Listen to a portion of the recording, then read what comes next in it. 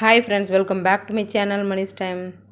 Friends, summer diet vlog plus intermittent fasting day 7 Monday அன்னைக்கு எடுத்த video. Wait பாருங்கள் நல்லா கெயின் ஆயிடுச்சு. 75,700 வந்துருச்சு ஃப்ரெண்ட்ஸ். மனசுக்கு ரொம்ப கஷ்டமாக இருந்தது. என்னடா இது நம்ம ஸ்டார்ட் பண்ணுறோம், வெயிட் குறையுது, திரும்பவும் வெயிட் அதிகமாகிக்குது அப்படின்னு ஒரே கஷ்டமாக இருந்தது. எப்படி என்ன பண்ணாலும் நம்ம வாய் சும்மா இருந்தால் தானே வெயிட் குறையும் அப்படின்னு நினச்சிட்டு என் வேலையை ஸ்டார்ட் பண்ண கிளம்பிட்டேன்.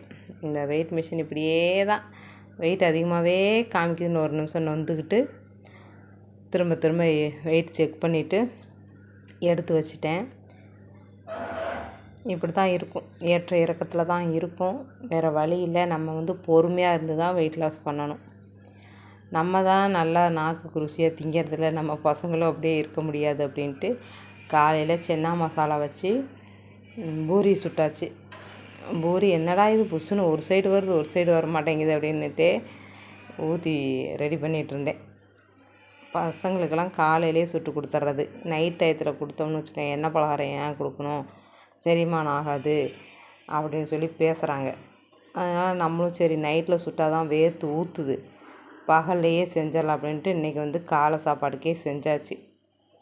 என்ன சென்னா மசாலா கொஞ்சம் காரமாக போச்சு. பசங்க ஊ அப்படின்ட்டு சாப்பிட்டுட்டு இருந்தாங்க. வேணுங்கிற அளவுக்கு எடுத்து சாப்பிட்டுக்கங்கன்ட்டு சுட்டு வச்சாச்சு. இங்கே லீவ் விட்டதுனால தூக்கம் கட்டுதுன்னு சொல்ல முடியாது. லேட்டாக தூங்குறாங்க, லேட்டாக எழுந்திரிக்கிறாங்க. டைமிங்கே மாறி போச்சு. அதனால் நான் செஞ்சிடுறதை எப்பவும் போல் செஞ்சிட்றேன், நீங்கள் எப்போ வேணுமாலும் சாப்பிட்டுக்கங்கன்ட்டு ரெடி பண்ணி வச்சுட்டேன். எனக்கு பார்த்திங்கன்னா சப்பாத்தியும் சென்னா மசாலாவும் எடுத்துக்கிட்டேன். தேய்ச்சி வச்சதெல்லாம் சுட்டுட்டேன். என்னோடய வேலை முடிஞ்சது, நான் போய் உட்கார்றேன் அப்படின்ட்டு சப்பாத்தி எடுத்துக்கிட்டு நான் என் தங்கச்சியும் சப்பாத்தி வச்சு சாப்பிட்டாச்சு. எனக்கு 2, அவளுக்கு 2 சப்பாத்தி. நான் உட்காந்துட்டேன். இனி என்னை வேலை வாங்காதீங்க, எல்லாம் எடுத்து ரெடியாக வச்சுருக்கேன், எடுத்து போட்டு சாப்பிட்டுக்கங்க, சாப்பிட போகிறேன், நிம்மதியாக உட்காந்து சாப்பிட விடுங்கன்னு சொல்லிட்டு தான் நான் சாப்பிடவே உட்காந்தேன். ஏன்னா நம்ம உட்காந்ததுக்கப்புறம் தான் அம்மா எனக்கு அதை எடுத்து கொடுங்க, அம்மா எனக்கு இதை எடுத்து கொடுங்க அப்படின்ட்டு வரிசையாக வர்றாங்க. பசங்களை சொல்லியும் ஆகாது. ஏதாவது கையில் போட்டுக்குவாங்க, சூடாக இருக்குது காலைல ஆன ஊற்றிக்குவாங்க அப்படின்ட்டு நம்மளும் எந்திரிச்சு போகிறதா இருக்குது. அதனால் இன்றைக்கி எல்லாமே அப்படியே ஓப்பனில் பூரியெல்லாம் சுட்டு அப்படியே ஓப்பனில் வச்சுட்டேன், எடுத்துக்கோங்க அப்படின்ட்டு. அப்புறம் அவரவருக்கு எத்தனை பூரி வேணுமோ போட்டு சாப்பிட்டாங்க. இன்றைக்கி தங்கச்சி பசங்களுக்கும் எங்கள் வீட்டில் தான் பிரேக்ஃபாஸ்ட்டு. லஞ்ச் அவள் பார்த்துக்குவா.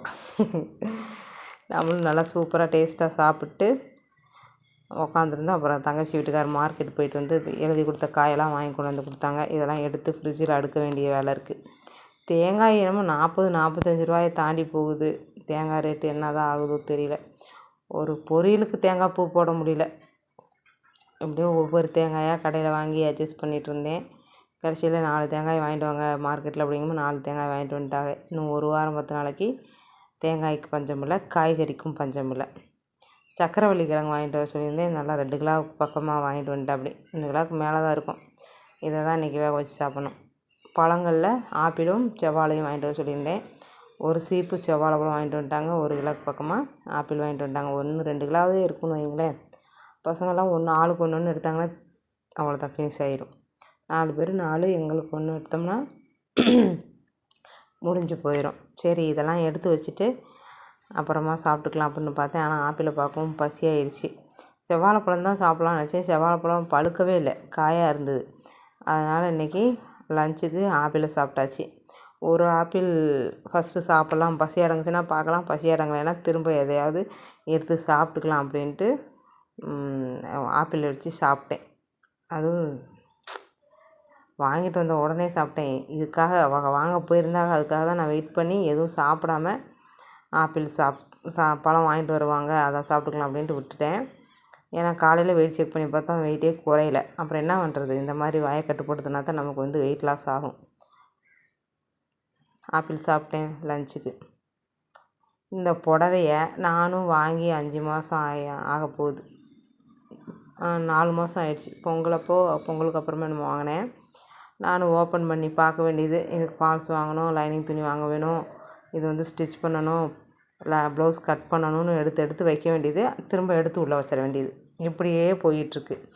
இன்றைக்கி எப்படியாவது பேப்பரில் கட்டிங் போட்டு இது மேலே வச்சு கட் பண்ணி எடுத்துட வேண்டியதுதான். ஏன்னா இது வந்து ரன்னிங் ப்ளவுஸு, நம்ம வந்து எக்ஸ்ட்ராவும் கட் பண்ண வேண்டாம், 80-90க்குள்ளே முடிஞ்சிடும், நம்ம 1 மீட்டர் கட் பண்ணிட வேண்டான்ட்டு பார்த்தேன். இது வந்து முடிச்சு அதாவது சுங்கம் வேறு போடணும், அதான் ஒரு நாளைக்கு அந்த வேலையும் இருக்குது. ஊருக்கு போகவங்களும் இதெல்லாம் ஸ்டிச் பண்ணி எடுத்துகிட்டு போகணும். எந்த அளவுக்கு என்னால் முடியுமோ அப்படின்றது தெரியல. எனக்கு கலர் ரொம்ப பிடிச்சிருந்தது, அதனால் வாங்கிட்டேன். இதை இன்றைக்காவது எடுத்து வச்சு ஓரனாச்சு அடிக்கணும்னு வச்சுட்டு, அப்புறம் பார்த்தா என் தங்கச்சி பொண்ணு வந்துட்டாங்க என் வேலையை கெடுக்கிறதுக்கு. எப்பவும் போல் மடித்து எடுத்து ஓரமாக வச்சுட்டு பார்க்குக்கு கிளம்பிட்டோம். பார்க்குக்கு போனால் வாக்கிங்கே போகலை, அங்கே கொஞ்சம் நேரம் உட்காந்துருந்துட்டு எந்திரிச்சு வந்துட்டேன். போகும்போது நடந்தே போயிட்டேன், வண்டியில் போகாமல், அதனால் அங்கேருந்து நடந்து வந்துட்டேன். இதுதான் வாக்கிங்கு. இன்றைக்கி வந்து வாக்கிங் சரியில்லை, டயட் ஏதோ ஓரளவுக்கு ஃபாலோ பண்ணியாச்சு. நைட்டு எனக்கெலாம் எதுவும் வேண்டாம், சக்கரவள்ளி கிழங்கு இருக்குது அப்படின்ட்டு நான் பாட்டுக்கு உட்காந்துட்டேன். அவளும் அவள் பாட்டுக்கு உட்காந்துக்கிட்டா. அப்புறம் திரும்ப எங்கள் வீட்டுக்கு வந்து நான் தான் தேங்காய் சட்னி அரைச்சிட்டு பசங்களுக்கெல்லாம் தோசை ஊற்றி கொடுத்தேன். எல்லோரும் சாப்பிட்டாங்க.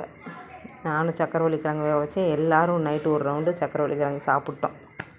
வாக்கிங் ஸ்டெப் ஆட் பண்ணுறேன் பாருங்கள். என்னோடய வீடியோ பிடிச்சிருந்ததுன்னா லைக் பண்ணி சப்ஸ்கிரைப் பண்ணிவிட்டு சப்போர்ட் பண்ணுங்கள். சப்போர்ட் பண்ணுற எல்லாருக்குமே ரொம்ப நன்றி ஃப்ரெண்ட்ஸ். தொடர்ந்து சப்போர்ட் பண்ணுங்கள். சப்ஸ்கிரைப் பண்ணாமல் பார்த்துட்ருக்கீங்க, சப்ஸ்கிரைப் பண்ணிவிட்டு கொஞ்சம் சப்போர்ட் பண்ணால் எனக்கு கொஞ்சம் ஹெல்ப்ஃபுல்லாக இருக்கும். நைட்டு ஆளுக்கு ஒரு சக்கரவள்ளி கிழங்கு எடுத்து கொடுத்துட்டு நானும் 2 சக்கரவள்ளி கிழங்கு எடுத்து சாப்பிட்டேன். சக்கரவள்ளி கிழங்க பார்த்தாலே சாப்பிட்ணும் போல் இருக்குது. பச்சையாக கூட நாங்களாம் கழுவி அப்படி அப்படியே கடிச்சு சாப்பிடுவோம்.